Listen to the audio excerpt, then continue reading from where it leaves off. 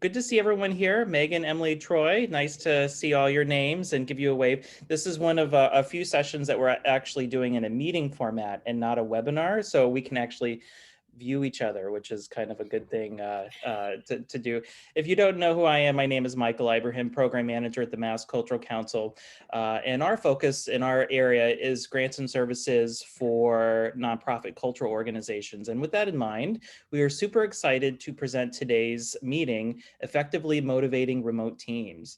This workshop is part of our Recover, Rebuild, and Renew efforts to help organizations come back from COVID-19.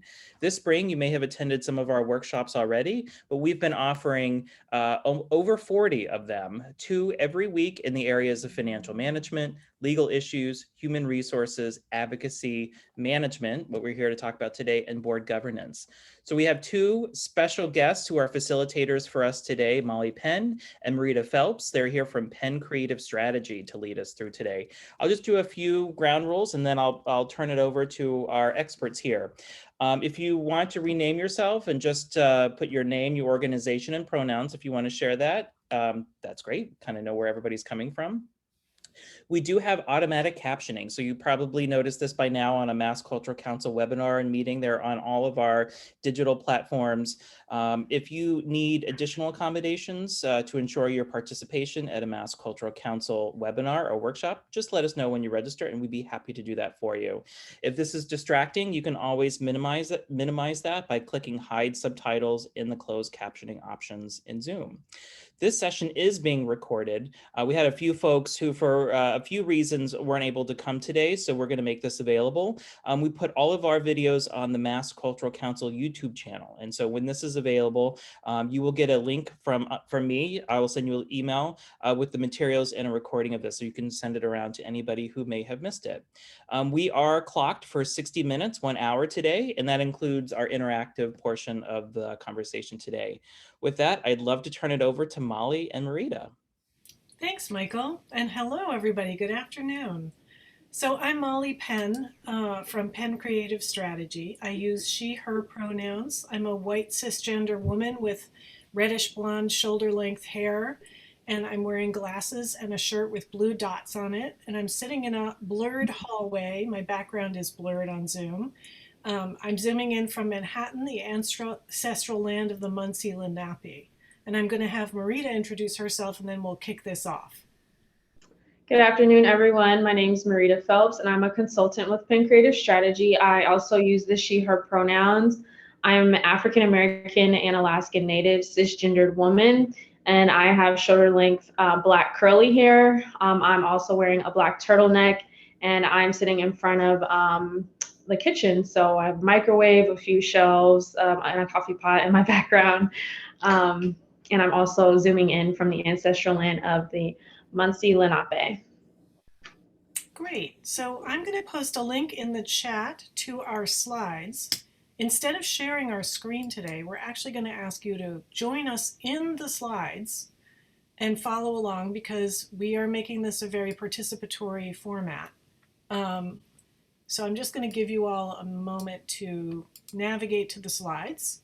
And Marita, if you wouldn't mind just reposting that link as people come in just so that they have it.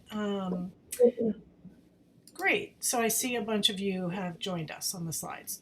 So let's, okay, so welcome everyone to Effectively Motivating Remote Teams.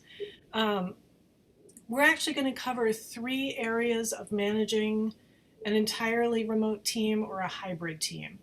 Managing what gets accomplished, managing how it gets accomplished, and managing the team connection and camaraderie. So Marita's going to guide us through the second half of today's workshop, and I'm going to take the first half. We chose to do this using Google Slides so that we could model for you how to structure interactive online meetings so they don't just turn into deadly presentations. We've all been in those. So you're welcome to make a copy of the slides for today, but we would just recommend that you do that at the end because we're going to have people actually manipulating the slides and adding some information to them.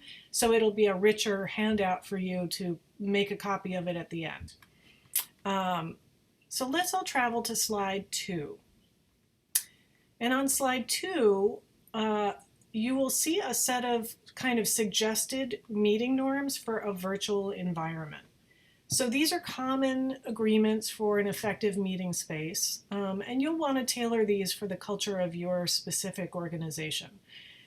For today's workshop, I'd love to draw your attention to the one that says avoid distractions. So if I can ask us all to silence our phones, which I'm going to do right now, close down your open email or windows that might be distracting on your computer. And you might also want to hang on to the pre-session email that came from MCC that gave you the screen setup. If you want to run meetings this way, that's a useful kind of visual to have. So we want this to be mindful, so let's also be, we want this to be interactive, so let's be mindful of our airtime.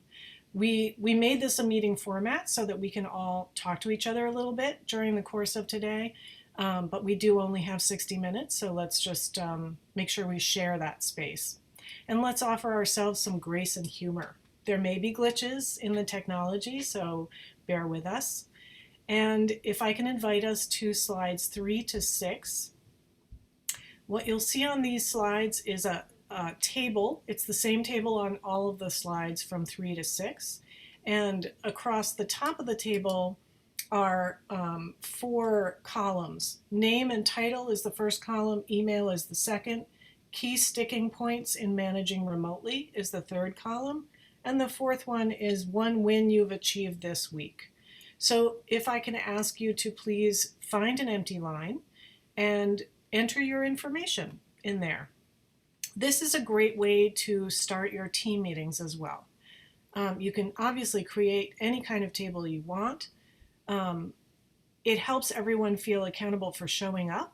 So that's one piece if they have to log their name. You can tailor the questions, but they might follow these kinds of guidelines. You can also even set up paired breakouts to talk about columns, what people entered in the column by color. So you could say, we're going to have a pair share on the orange column. So talk about your answers that you put in the orange column or the blue column or whatever. And so this encourages a little bit less of the kind of report outs that we all find so deadly in staff meetings and a little bit more genuine interaction. So I see that people are entering some good information here. Key sticking points, finding ways to motivate the team, keeping folks feeling engaged. Lots of random sparks of inspiration from being in the office together. A loss of random sparks, got it.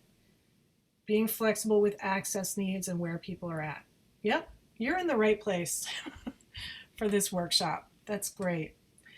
So as you finish entering your information, I'll invite us to travel to slide 7.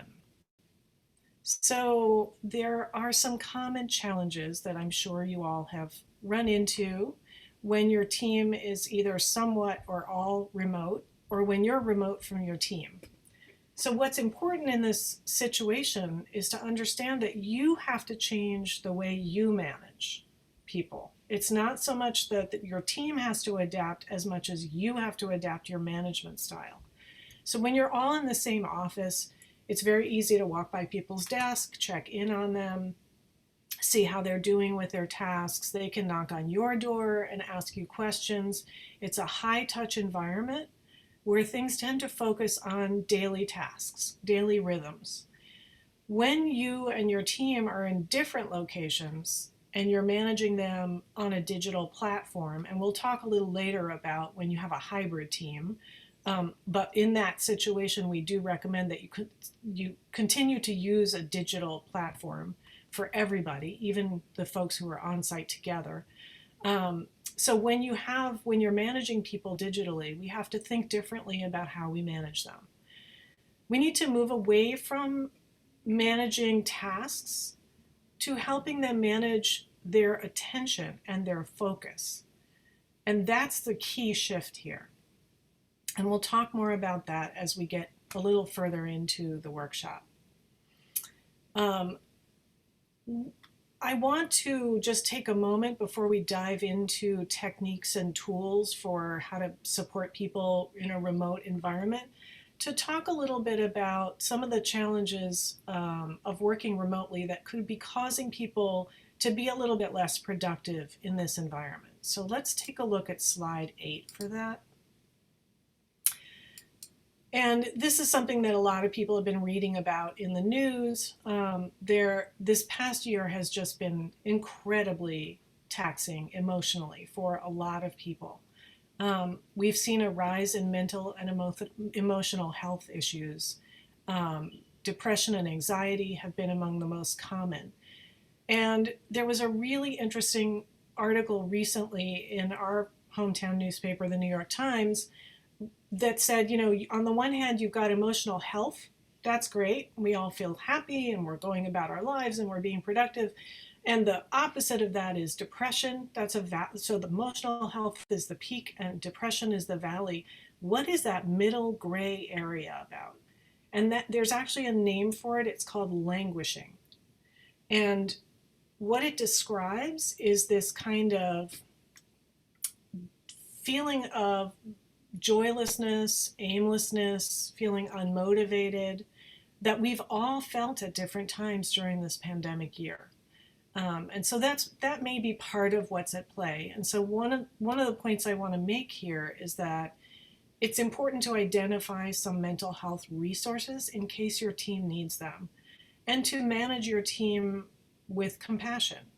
So just be aware of that, that people are in different places. So you might need, for example, more frequent one-on-one check-ins with people just to see how they're doing, just to gauge their emotional state. And to also make it okay if they're not doing okay, to acknowledge that they may all be in different places on that. So if we move to slide 9, there are some other challenges about managing in a remote environment that we should all stay aware of. One is this idea of lack of access to information. So you can have information that's only accessible on site, or you have folks who might have internet problems. They don't have high quality internet from home. All of those little things make day-to-day tasks much harder. And it can take longer waiting for responses to emails and other requests that might normally be resolved by just walking over to somebody's desk. So all of that adds to kind of slowing the pipeline of responsiveness. People obviously have more distractions at home. We've all been talking about that. People have kids, pets, spouses working from home, sharing the internet. It can be quite distracting. This idea of lack of face-to-face supervision. There's an interesting study that points out that 55% of our communication with each other is body language. And we all know that's almost impossible to read in a Zoom environment. And so I do want to say thank you to those of you who have your screens on. It's no pressure, but it's nice to be able to see heads nodding or people's expressions or something, because that helps us as the facilitators know that you're with us. Another factor is social isolation, right? So people have been doing a lot of stuff, everything from home for the most part, and not seeing other people. And that's taking its toll. So I'm sure that we've all noticed these things taking place. And so it's just important to contextualize the idea that you're managing a remote team. We're heading out, hopefully out of an incredibly difficult year, perhaps into a period where this is more the norm. And so that will diminish, we hope, these psychological challenges, and these other challenges will begin to get resolved as this becomes more and more the norm.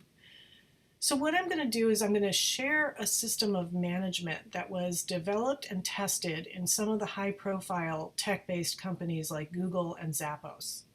It's called Objectives and Key Results. Is anyone familiar with that concept? Oh, good. It's always fun when it's completely new information. So if we take a look at slide 10, what you're going to see on slide 10, I'm just going to give a visual description in case there are folks here for whom that would be beneficial. It's a picture of two jars with sand and rocks in them. The jar on the left has the sand at the bottom and then some middle-sized rocks and then larger rocks towards the top, and it's kind of overflowing. And the jar on the right, they're all mixed together. So why do we have this picture of sand and rocks in a jar? It's a metaphor for your time and how you spend it. So the jar is your time, and there's a finite amount of it to get things done. When we're on site, we tend to focus on the sand, our daily tasks, right? We clean our desk, we go through our email, all that stuff. But all that stuff takes up some of your time and doesn't leave you often enough time to focus on the really big tasks that you have to be working towards, the kind of longer term efforts. So if we put the sand in the jar first, we don't have enough room to get to the biggest rocks, right? So if you focus too much on that daily task management, you can rob yourself of quality time to focus on things that really matter. And so what's important is to be intentional about carving out that time to focus on the big rocks, right? So if you put the big rocks in the jar first, everything else can fit in around that. It really can. It's just important to make sure that you're carving out sufficient mental space to focus on the bigger issues. So that's what I mean by shifting from managing people's time to managing their attention. We actually use this technique in our consulting firm to manage people in their work, so we'll be able to share more about that. So if we can move to slide 11. I told you the name of this process is called Objectives and Key Results. So the terminology is important. We focus first on the objectives. And objectives, in this case, if you've done strategic planning, you can think of objectives as the highest level pieces of work in a strategic plan. Objectives are qualitative. They're not necessarily measurable. In fact, they're often not measurable. They're meant to be challenging and a real stretch to accomplish. But they should also be inspiring, so your team feels really motivated to achieve them. So these are the big rocks, the objectives, right? And so you don't want to have too many. You really want to have just a handful, anywhere between 3 to 5. You could even do 5 to 7 if you're a larger organization. I would scale it to the number of staff you have, kind of. Not literally like if you have 10 staff, do only this many, but just, if you're a smaller staff, I would say 3 to 5. If you're a larger organization, you could do 5 to 7. But it's really what is most important to accomplish in the period that you're managing. So the other thing to keep in mind with OKRs is that they're a little bit shorter term than strategic planning. We're not talking 3 years out. For objectives, typically they're a 1-year goal. And so what you'll do is you'll have shorter term key results that are linked to that objective that you can then change as you either accomplish them or as you move through them and you learn what works and doesn't work. So let's take a look at slide 12. This is something that President Kennedy said. We choose to go to the moon in this decade, not because it's easy, but because it's hard, because that goal will serve to organize and measure the best of our energies and skills. That's an objective. It is a stretch goal, it is inspiring, it is qualitative, it's not measurable, it's about let's just get everybody inspired and aligned, pulling in the same direction. So that's a great description or example of what we mean by an objective. If we move to slide 13, key results are very different. So I talked before about how objectives usually are 1 year in duration. Key results are often quarterly. So you'll have 4 sets of key results in the course of a year trying to accomplish a given objective. And so key results are also different in the sense that that's where the specific, measurable, achievable, realistic, timed, the SMART goals, right? So key results are what can you get done in this quarter that is absolutely clear, that you can measure whether you did it or not, and it moves you closer to that objective. This is the sweet spot of this idea of objectives and key results. It takes something big and perhaps a little terrifying, and it breaks it down into manageable chunks that are clear and achievable. So on the next slide, 14, you will see an inverted triangle with the broadest section at the top and the point pointing down at the bottom. And the broadest section says Organization-Wide OKRs. And then the middle section says Departmental OKRs. And the point at the bottom says Individual OKRs. So the idea is actually that if you use OKRs in an organization, you can scaffold them so that you can have OKRs for the whole organization. You can have OKRs for each department that are linked up to that OKR for the whole organization. And then you can have individual team members have their own OKRs that are linked up to the departmental OKRs. So you can scaffold them together so they're all connected and it's moving the organization forward, which is one of the hardest parts about managing in a remote environment or a hybrid environment. I've been talking a lot, so I want to just pause and see if anyone has questions before we keep going. We're going to give you a chance to try this on in a little bit. Okay, you're good. So let's take a look at slide 15, and we'll see an example of an organization-wide OKR. So this is the broadest level, the biggest OKR you can have, right? This is an organizational objective to increase our audience or patron diversity by authentically engaging communities of color in our work. That's an objective we're all pretty familiar with in this environment. And then underneath it, you see the key results. And they're much more concrete and specific and shorter time framed, but still efforts designed for outreach initiatives aligned to key programs, right? So that would take you a full quarter to do. Secure 2 partnerships with organizations serving key demographics. So you can see how this actually will motivate people to be able to achieve their key results if that's what they're moving towards. And the specificity makes it very clear when they've achieved them and when they haven't. So if we move on to slide 16, just a quick checklist for vetting your objectives that you might come up with. And it's just making sure that they're really broad and inspiring and not overly prescriptive, right? You don't want to tell people what to do or how to do it. You want to motivate them. This is where the motivation factor comes in. And that's what we like about this management technique. So then let's look at slide 17. This is a departmental example. So this is within the organizational OKR. We've got the marketing department. And it says that the objective is still the same, so it's linked to the organizational objective, but you'll see that the key results start to look much different now. They're specific to marketing, and they are very focused on achievable quarterly efforts. And then on slide 18, you'll see an individual OKR, which is a little different. This one is not explicitly linked to the organizational OKR, but it's still leading in that same direction. And so it's for the development department, and it describes that funders are inspired by our work and encouraged to continue support. And it describes underneath that the key results that would get you there, the concrete steps they believe will really help accomplish that objective in the course of this quarter.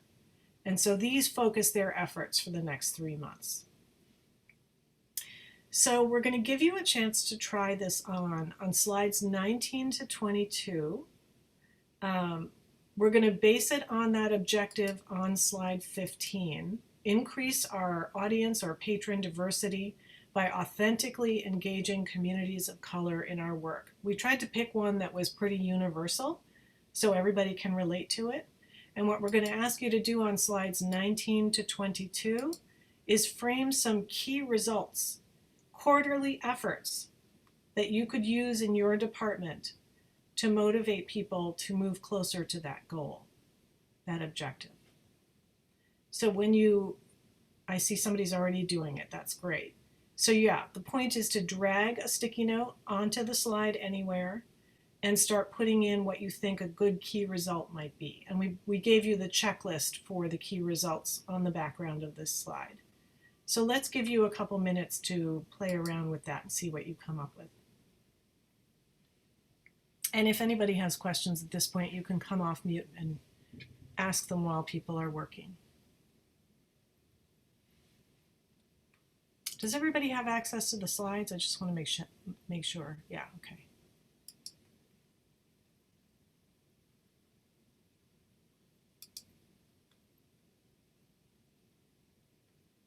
Okay, so I see, well, somebody's still working on that one, so I'm not going to comment on it yet.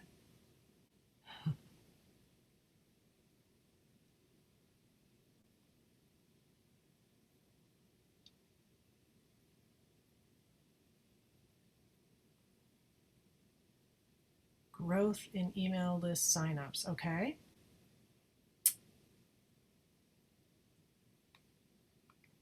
Establish connections with traditionally Black houses of worship, great.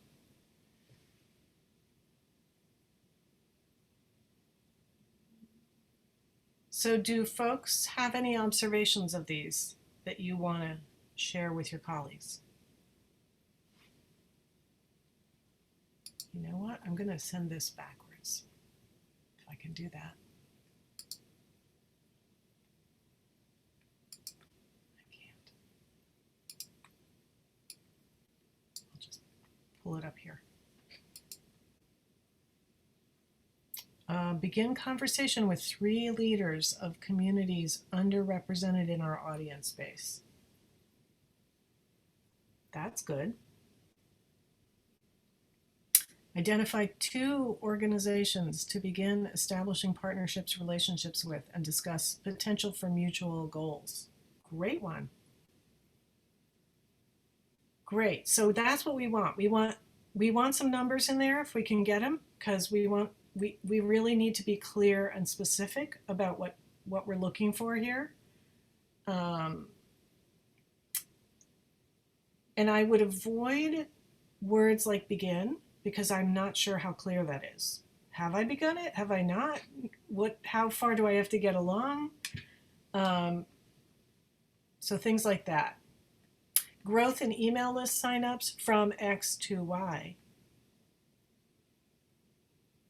So we want to make it really measurable here, right? This is great. I'm going to talk a little bit while you're writing about some other things to keep in mind. So on the next slide on 23, you don't have to come with me. You can just focus on what you're doing and listen, but I'm just telling you where it is. There's some other things to keep in mind for an OKR system. Part of the idea is that you want to make sure that people's progress towards their OKRs are completely transparent and shared.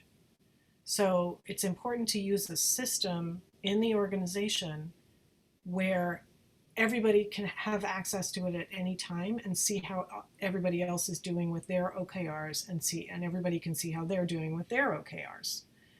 That's part of the motivation factor also, is just, that prevents some people from slacking off while other people are working too hard. That transparency piece is really important. So coming up with a system for making sure that the progress towards OKRs is visible.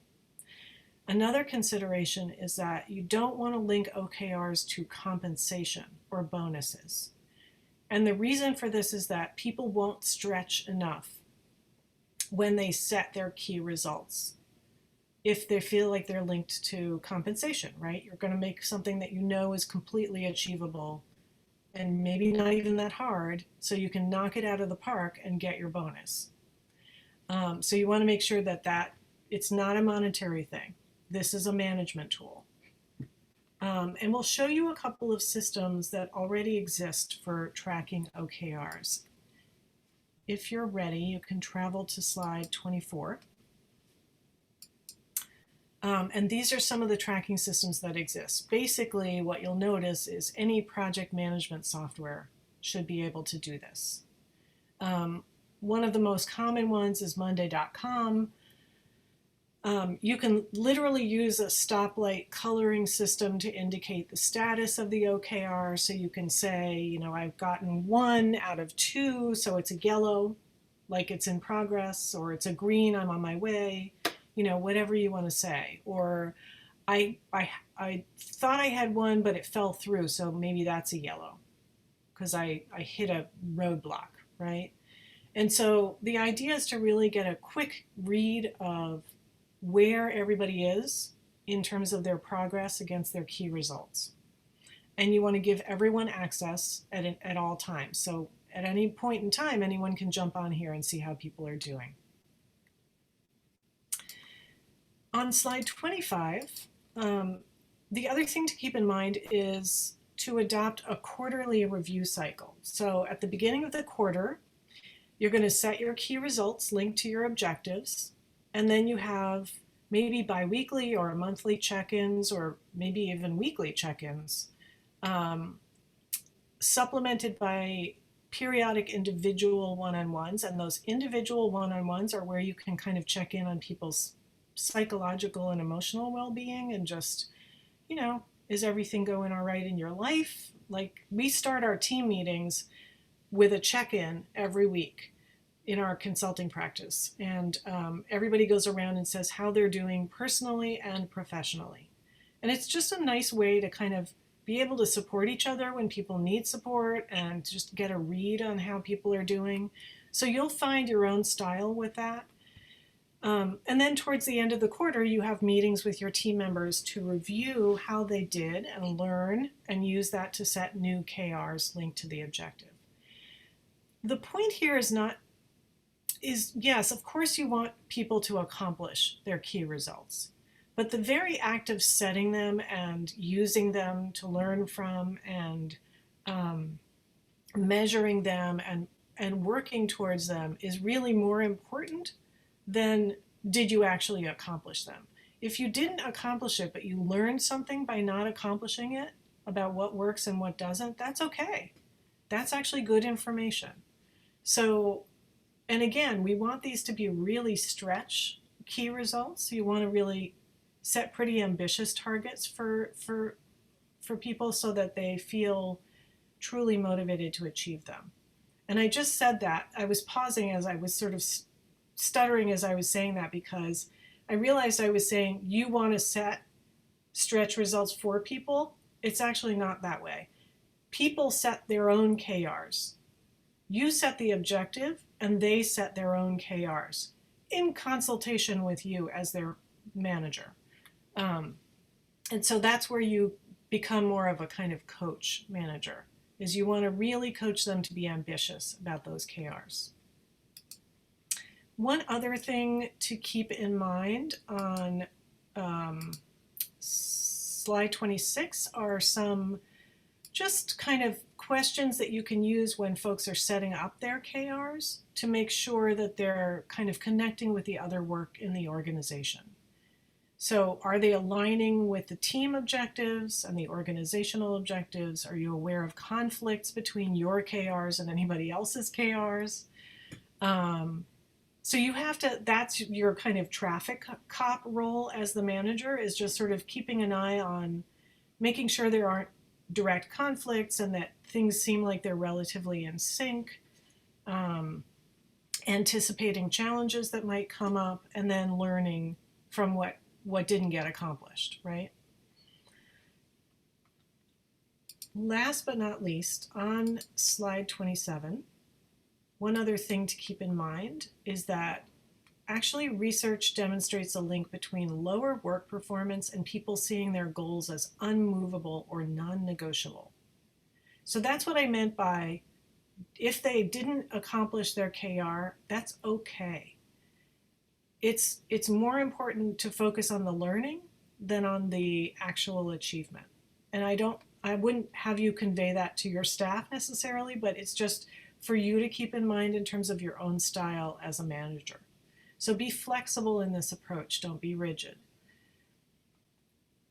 Last but not least, on slide 28, you can't use OKRs with some people and not others.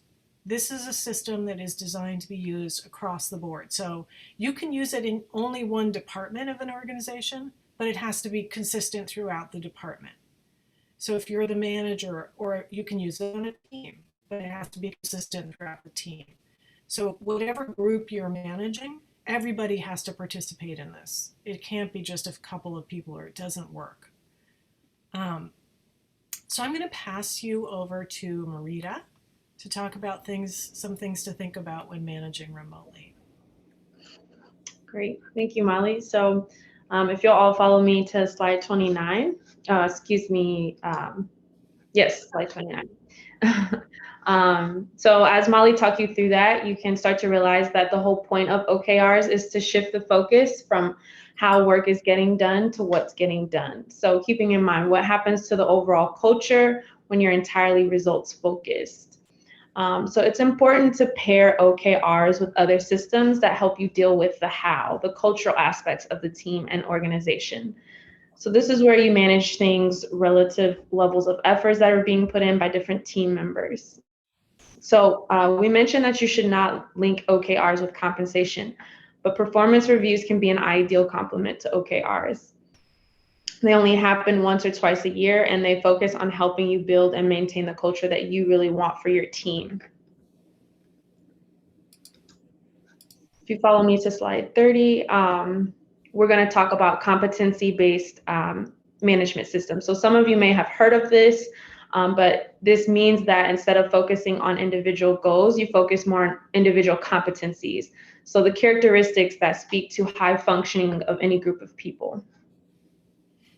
And then if you follow me to slide 31, you can see a list of different competencies. So what are competencies?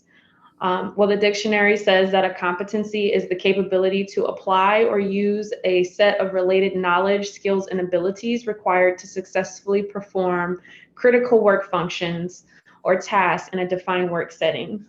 So you can see that is not about your skills and abilities, but more about your ability to use those skills and abilities for the greater good. This is what really helps you build a more cohesive team or unit.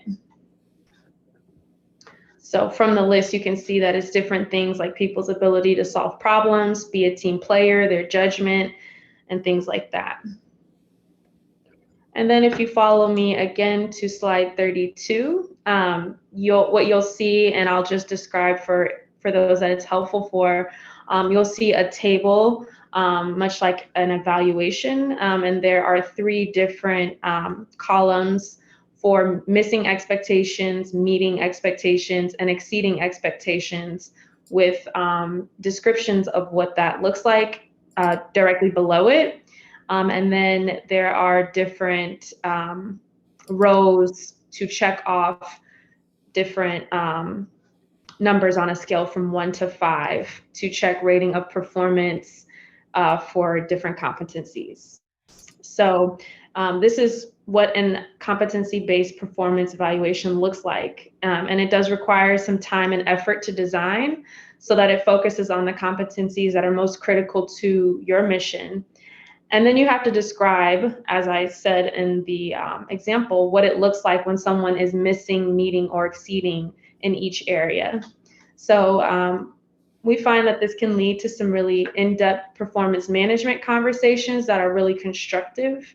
So no matter where a person rates on here, it gives them a really clear picture of what you expect of them as a representative of your organization or your team, and it gives them something to work towards. So this is where you think about how they work. So if you will follow me again to slide 33, we're going to talk just a little bit about establishing a virtual management style. So it's important to also think about your management style and how it will be different in a virtual setting versus in person. Now that we understand what some of those major differences are and the challenges of managing remote, you can start to adjust your style based on those differences and those challenges. On slide 34, just a few tips that we have. The idea is to really build from the way that you would typically manage in a traditional office setting, and just make adaptations. So we encourage you to think about your own unique ways to craft a remote management style based on your particular team, but we're just sharing a few things here that can be applied to any team. So, scheduling daily check-ins, this might be something you've already discovered as useful and you've already started to implement, but we mention it here just to highlight the success that a lot of managers have found with daily video check-ins, because where email, text, and phone calls were once enough, video calls can start to compensate for that lack of face-to-face supervision that's made it more difficult to stay engaged and stay motivated. And then over-communicating. It can seem like a lot, but it's really important to over-communicate. It's somewhat related to the first item as well, but it's really important to help employees stay focused against those competing priorities that Molly talked a little bit about earlier, and those tasks that wouldn't necessarily exist at the office or in person. And then establishing the rules of engagement. So, determining the frequency, the means, the ideal timing of communication for your team also helps create some efficiency and some ease for you. Creating a streamlined approach for communicating and using the various tools and modes of communicating is really key. So for example, you might decide that video conferencing is for daily check-in meetings, but then instant messaging is used for something urgent, and then email, for instance, is used for something less urgent as well. And then define the purpose of the outcomes. We finally believe that, adding context to everything you do, particularly with outcomes, is really important. So defining the why is crucial for emotionally connecting your employees to the mission. And you want to make sure that everyone knows the overall purpose and their role in achieving success.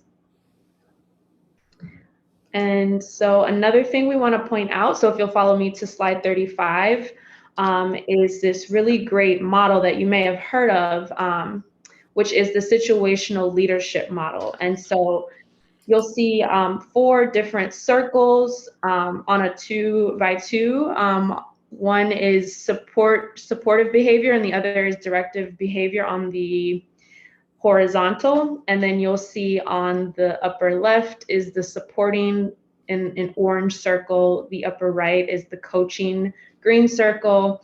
The bottom left is the delegating turquoise circle, and the bottom right is the pink directing circle. And along the side of the circle charts is another table that describes the correlation between the circle and the type of person that you may be managing. And so the important thing here is to realize that you'll need to weigh in on different types of managing when it comes to different situations with different people. And so in some instances, you may need to do more directing with someone, for instance, in the pink circle that is low competence but high commitment. So that can also be correlated sometimes to younger workers who are new and younger with less experience and may need a lot of directing. Versus on the other hand, if you look at the orange circle, for instance, someone that's really high competence and valuable commitment may need low direction, but a lot of support and how people can move from one circle to another. So if you'll follow me again to slide 36, we're going to talk a little bit about managing hybrid teams. So a lot of things ring true for both a completely remote and hybrid team environment, but there is a few things that differentiate. So we want to provide just a few tips that hopefully can help you manage your hybrid team with more success. First, it's important to note that managing a hybrid team, the biggest challenge is keeping the people that are working on the remote side included, informed, and motivated at the same rate as the people that are in the office. So people that are in the office, again, they have that benefit of gathering information quickly, walking over to each other, that high touch environment that the remote teammates are not going to have. So one thing that could help is having everyone join meetings from a computer. So to avoid the conversations and meetings being dominated by the people that are in the room, or kind of the people on the remote side being drowned out, you can have everyone joining over the computer and setting up your meetings that way. Secondly, we'll get more into this, but providing a sense of community and camaraderie among the hybrid team is really important to emphasize that there's no divide or there's no division. So you really want to minimize that gap as much as possible with different camaraderie and different things that you'll do to keep the team cohesive, emphasizing inclusion in everything you do. And then thirdly, a central source of information. We want to mention that because both sides of the team should be able to access information equally and with ease. Should not be easier for one side of the team to access information or go without information because they're not physically there. So making sure that there's a central place that can be consistently updated. If you follow me to slide 37, we'll talk about weaving in a strong social fabric for your team. So we've modeled some of the techniques at the beginning of today's workshop with the sign-in form and the online meeting agreements, but we'll talk a little more about some things that you can build in that really help with that camaraderie that I was just speaking about, for instance. So if you follow me again to slide 38, I can give some specific examples. It's really important to pay attention to scheduling informal virtual meetups, either for celebrations or if you want to hang out after work. And I'm sure that some of you have already started to adopt these things, but this is really important. We also use Google Hangouts on our team, which is similar to another platform called Slack, where you can create conversations and threads or channels. And often organizations use these to help replicate the open door atmosphere of an office where people can ping each other and have different collaborative channels to ask quick questions. So that's a really great one. If you use this or you want to, it's important to do create a water cooler channel also. So an informal place where people can just talk and hang out, nothing related to work.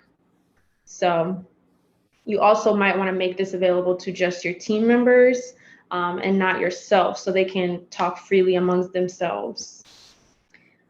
Some teams have also created personal channels where people can post pictures of their pets and funny memes. So that's another thing to think about. And then if you do use Slack, there's also an add-on called Donut, which randomly pairs people once a week for quick non-work related calls, which we think is cool. And this just helps people get to know each other and again, keep a social environment going. And yeah, you know, essentially what you use is up to you and your team. And we encourage you to also let your team decide some of these things. And that way they can help collaborate and feel more engaged and encouraged to interact. So if you follow me to the next slide, you'll see that we're just going to wrap up. We've covered a lot today. And I also, while I just kind of give a wrap up, I'll point your attention to slides 40 to 43. And this is just another way for you to contribute ideas, anything that is coming up for you, tips that you may have for facilitating meaningful, engaging, effective meetings that we want to crowdsource, because we really believe that that can be very useful. So again, as you get this copy of these slides, you'll have the benefit of having the ideas of all of your colleagues. So if you want to work on that, you can, but just to go back for a little bit, we talked about OKRs to begin, so managing what people do and maintaining the key results. And then we talked a little bit about how things are done and the competencies and building out a competency-based performance management system.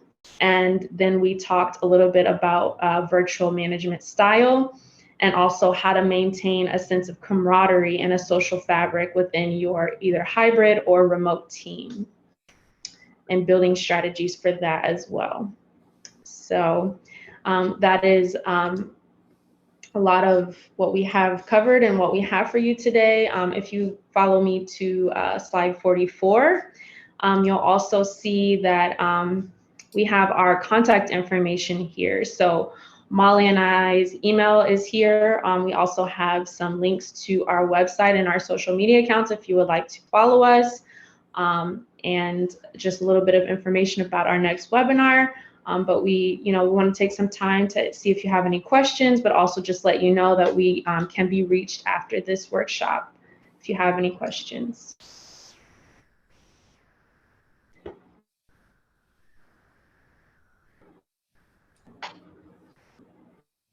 Daniela. Yeah, hi. Thank you so much for this presentation. This is really helpful for me personally. Really appreciate it. I actually have a question. I'm actually coming back from family leave, and I actually also had maternity leave. So I've had 2 gaps since COVID started in my personal work life. So as I'm now back in the office, I'm like trying to glean the temperature in Zoom rooms. I've noticed that someone on my team, since I've returned in the last week and a half, seems to want to keep their video off on one-on-ones and in larger team meetings. And someone actually shared some feedback that that's actually they're struggling with that. I think, Molly, as you noted earlier, like because of the body language being so important, and this person I know has really struggled the past year. So I'm trying to figure out how to approach that and bring this up, because I have noticed that it's maybe causing some maybe some discomfort for others, and like there's all sorts of different messages I think that could signal to folks as well.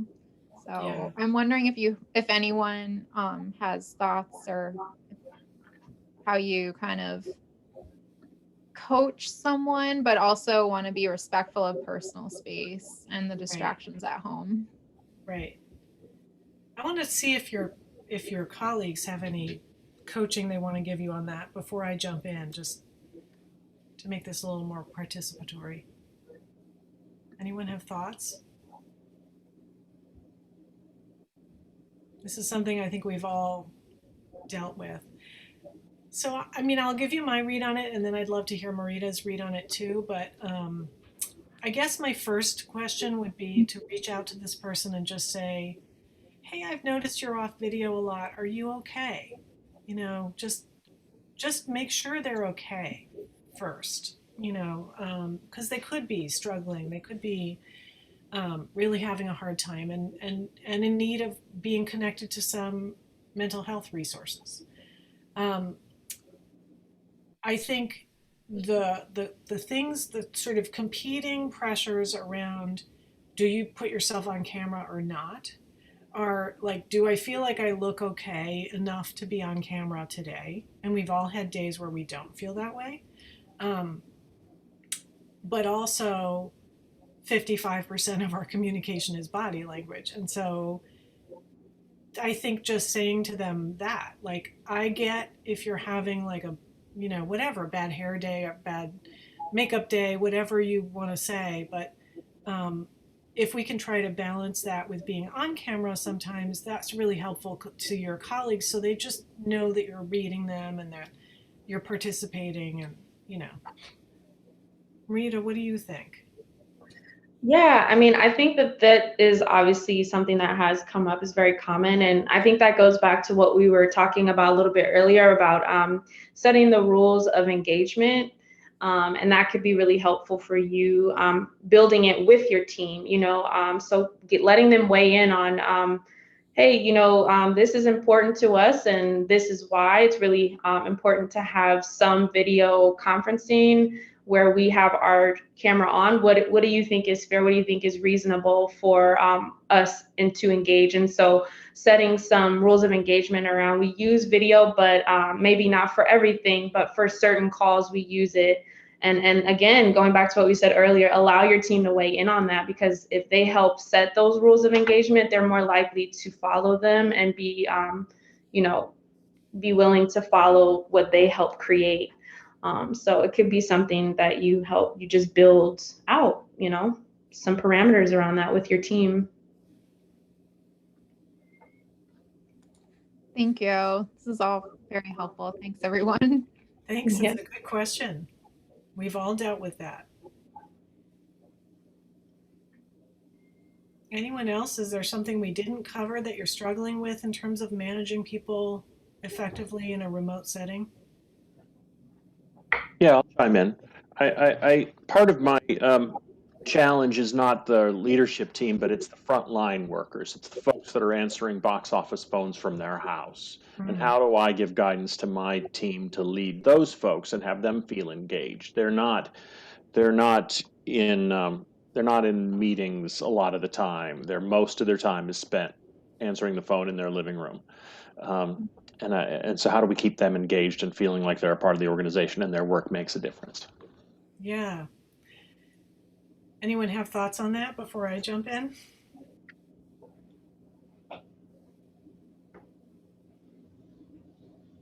People are in listening mode today. Yeah, so I think, if they are not part of a team meeting, you could actually have somebody convene them as a team and just sort of have periodic check-ins with them as a team and just say, hey, we know you're all doing this from home and we just want to make sure you're okay. How's it going? Have you come up against something you don't feel like you know the answer to or don't know how to handle? I think certainly one-on-ones can be helpful in that setting too, is just checking in with people individually. How's it going? Are you okay? And surfacing some good stories from them. I mean, they're the ones who are talking to your patrons on the phone. So they might have some really interesting stories that come up.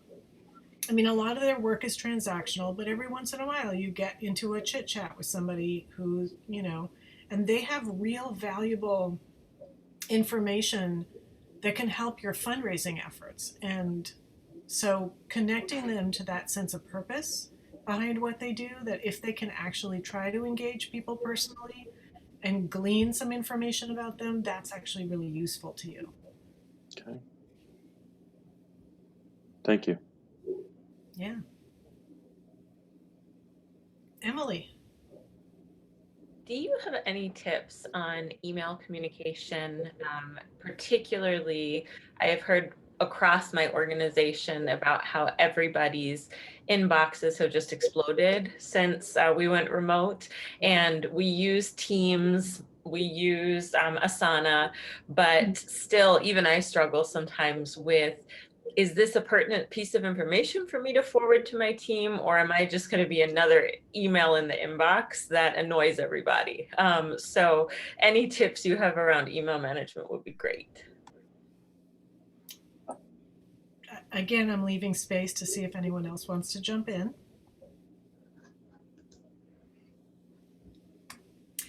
One thing that can be helpful is to talk with your team about developing an email convention where, the subject of the email signals whether it's something that's urgent and needs attention right away, or something that is like when you get a minute or whatever, but everybody's using the same convention so that when people email you and it says when you get a minute, okay, I can wait on that. I don't have to respond right away versus something that comes in and says urgent. Or some people say FYI, which means you don't actually need to do anything with this. It's just here for your information if you're interested. which would be what you just described, like trying to figure out, what meets what criteria. So to Marita's point earlier, I would maybe co-construct that with your team so that everybody understands what the email convention means, and then just support everybody in trying to use that consistently. I also think if you use Outlook, you can flag emails with different levels of priority as well. I think there's a feature in there. So if anyone's using Outlook, that's a really great tool to use as well.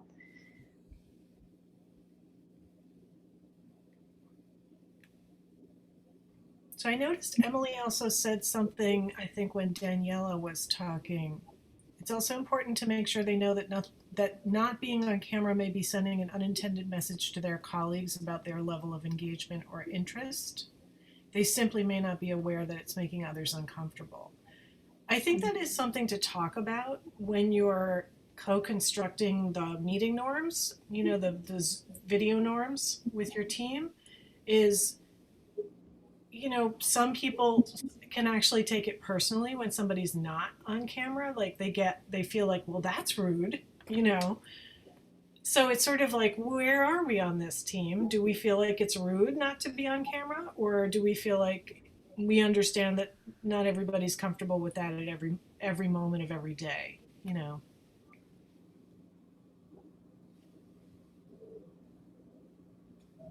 I just want to add that it's probably important also to just make sure that that person knows that you can do virtual background, so you don't have to show what your house looks like.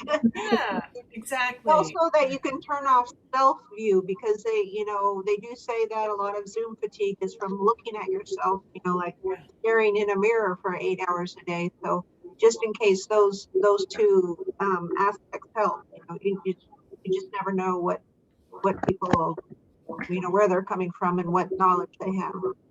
Absolutely. Thanks, Megan. Molly and Marie, I had one last question here.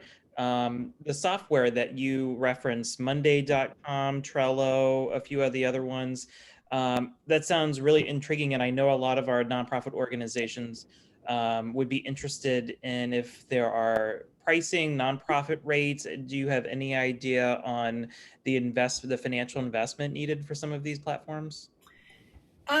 Most of them have a free version that you can use at a relatively simple level. However, I will say that when you're starting to talk about a group of people sharing the system is when the pricing starts to kick in. And it's often by the person, which I think is just obnoxious. So, people with larger teams end up paying a lot more. They do all have pricing. I don't know if they have nonprofit rates because our firm is not a nonprofit, so we don't have that. And so I haven't figured out if they have nonprofit rates. They might.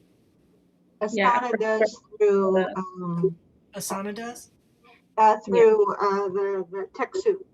Okay. Yeah, I was gonna mention TechSoup actually, Megan. I'm glad you brought that up. Sorry. Great. Thank you so much. Yeah. Mm-hmm. And TechSoup, if for those who haven't heard of it, provides discounts for I think hardware and software for nonprofits. And so it's a third party, but they often partner with a bunch of different softwares to provide a nonprofit rate.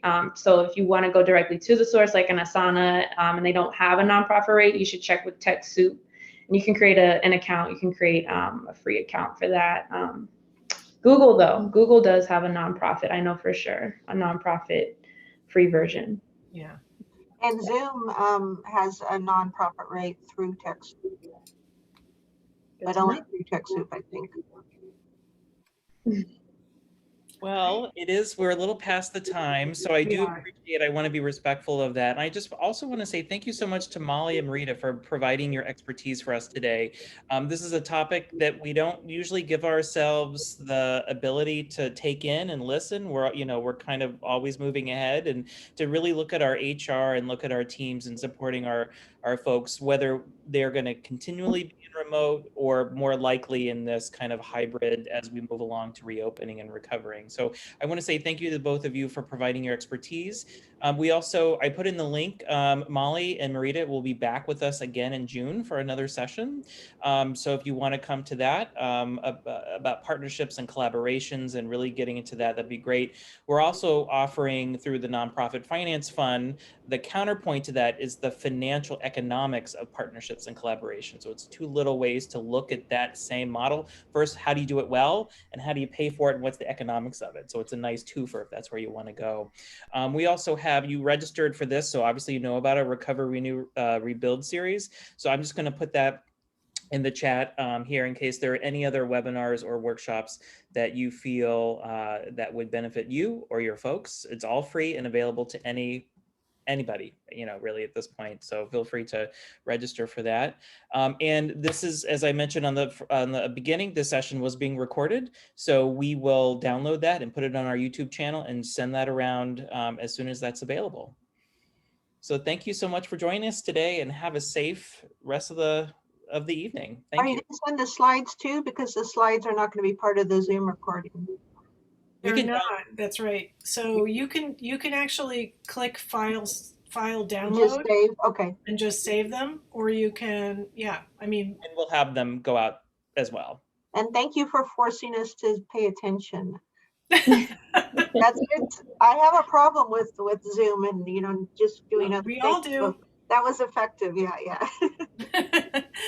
I'm glad we were a small group today. It was nice to be able to talk to each other. Great. Thank you. Have a good day. Have a good day, everyone.